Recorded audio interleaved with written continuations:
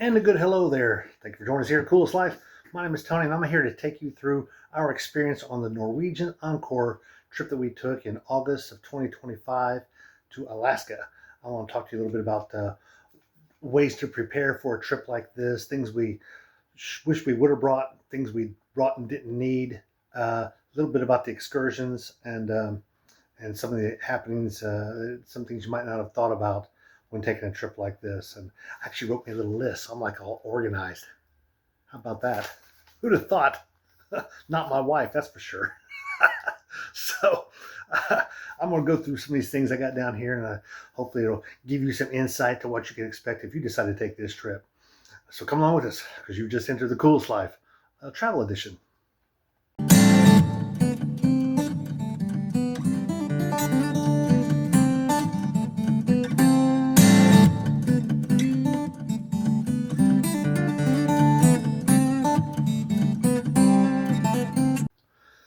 So before you get on this ship, you need to consider a couple of things. One, there is an online registration. Highly recommend that you read through that stuff and do everything it tells you to do, because it makes your embarkation so much smoother. You don't have these problems like I saw so many others have trying to get on the ship. They had hard copies of their boarding passes and stuff. You don't need any of that garbage. All you need is your cell phone. Get yourself a smartphone and do everything that it tells you to do ahead of time. And what I mean by that is within 1 week of you leaving, it's going to ask you to take a picture, because it wants a live current picture. No sunglasses, no hats. It wants a live current picture. So it's almost as bad as the one you took for your passport, but not quite. Plus it's free. So get that done. Submit all the documents you need to get everything done early, and it's going to make your transition onto the ship so much smoother. There are several lines getting on the ship. There's a line for this, a line for that. This one here checks your baggage. It's almost weird because there's so many different. It's like first you get in this one, and then you get through. No, we're going on this ship. Nope, got one more. Then you go through this one here. Oh, nope, got one more. So there's a lot of that going on. Parking, I would recommend just doing Norwegian parking. It is not exactly close. It's about, I want to say 3 to 6 miles somewhere north of Pier 66 where you'll be going. The great thing is they deal with people just like you all the time, so you can park your car there. It is going to be outside, so if you want to cover your car, you can't do that. But if you wanted one of those visors to put in your dash, you might want to do that, or see if they'll do that for you.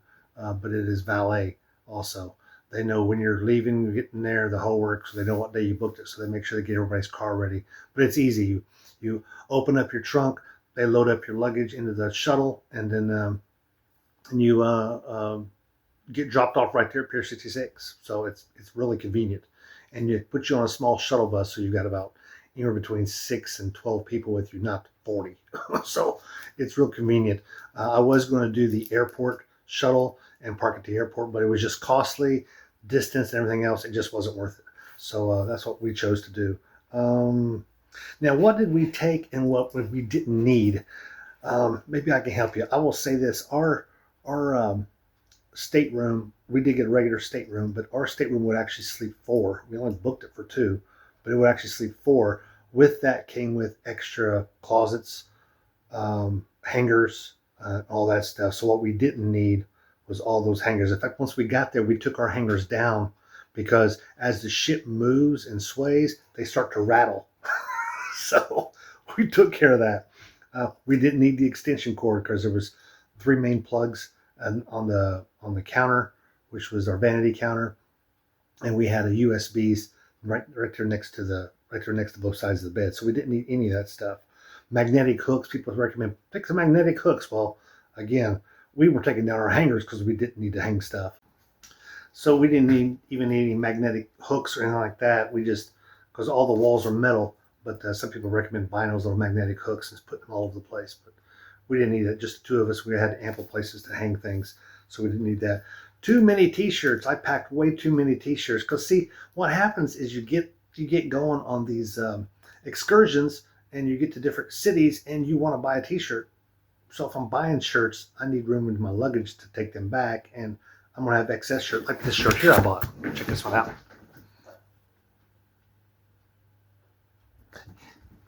Yeah, that was pretty cool. So uh, you can buy shirts like that. So you're going to have shirts like that to wear at your next destination. So you only need like 4 t-shirts. That's all you need if you're a t-shirt buyer like I am. And I got a bunch of t-shirts. Let me tell you. Um, what we wish we had brought, binoculars. We actually intended to get some binoculars, uh, or should I say, bring some with us, but we forgot them in the car. Actually, you don't need a big giant set, just a small set of decent binoculars. Um, we wish we would have had that. Outside of that, I don't think there was anything that we wish we would have brought that we didn't bring. On their very first day, we packed an overnight bag, so we'll make sure you might have your checked luggage, but make sure you have a carry-on that's got a change of clothes in it with some like flip-flops, because I would recommend first day, go to the pool, because hardly anybody else does that except for um, people who are experienced cruisers.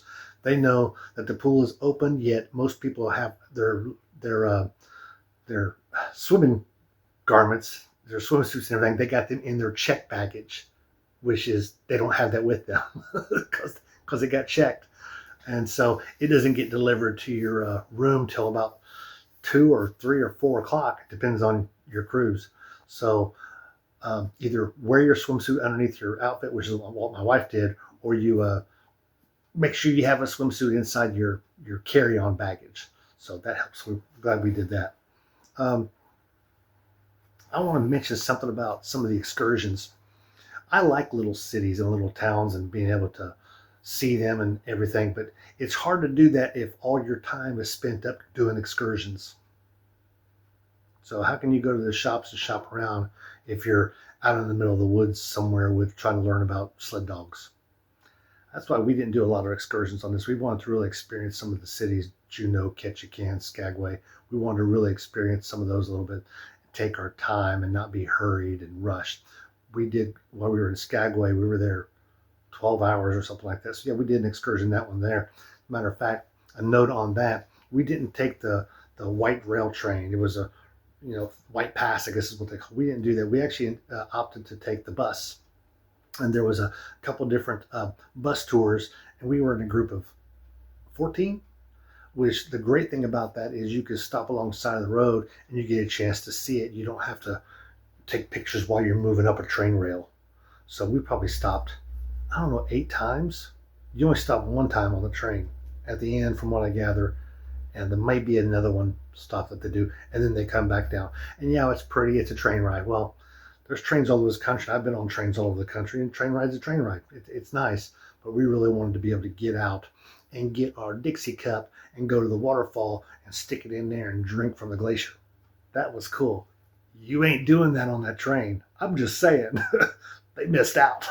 So I would highly recommend, and book it local. Don't book it through the excursions on the cruise, because what will happen is they almost double charge you for booking it through the cruise, and they'll say, "Well, we promise not to leave if your run's late." Well, okay, they have in the past. I'm just saying they have left them, even though it was a book, because it was delayed by snow or whatever in different passes, or they had some problems with getting the people back. They have left some people, but the people that run those excursions know what time your boat gets here, know what time it leaves. I assure you, because cruises come in there every day, and they've got their list. They know exactly what times a cruise is and what time you need to be back. So they're real good about getting you back. One of the things, other things we did in Ketchikan, we caught the lumberjack show. We paid at the door, because there are seats at the door. Don't let them fool you that it's all booked up and you can't get them. Go buy the seats at the door, and there they give you a military discount. That was bonus, let me tell you. Definitely saved some bucks there. Glad we did that, and glad we got a chance to see the world famous lumberjack show. Victoria, I want to say something about Victoria. When you get into Victoria, you've only got about 4 hours. Don't get on the shuttle. Don't do any of that stuff, because the lines are too freaking long. It's horrible. Just get you a cab. The cab is going to run you like $15 to take you downtown. $15, yeah. Take me downtown. It's about a half-mile walk, It might maybe closer to a mile, but it's a long walk. We actually walked it there, and we took our cab back. We should have taken a cab there and a cab back, but because it gets dark really quick, and there's lots of festivities going on in Victoria. We were there on a Saturday night, so the place was alive and jumping, and all kinds of traffic and things were going on. So not much is going on at the port itself, except for the two gift shops that are right there nearby. And I mean, they're okay. And it's a little history type museum, I think. But most everything is happening in downtown Victoria. But you could just take a cab to get there and quiz them on the way there. Ask them where you need to be stopping for tonight, and they'll give you a list of things, I'm sure. So those are some of the things I wanted to share with you about our trip to Alaska via the Norwegian Encore cruise. We really had a good time. I got no problem doing it again. We had an awesome time on this Norwegian cruise. In fact, we think we're going to go to the Caribbean probably in February, and we're going to book Norwegian again.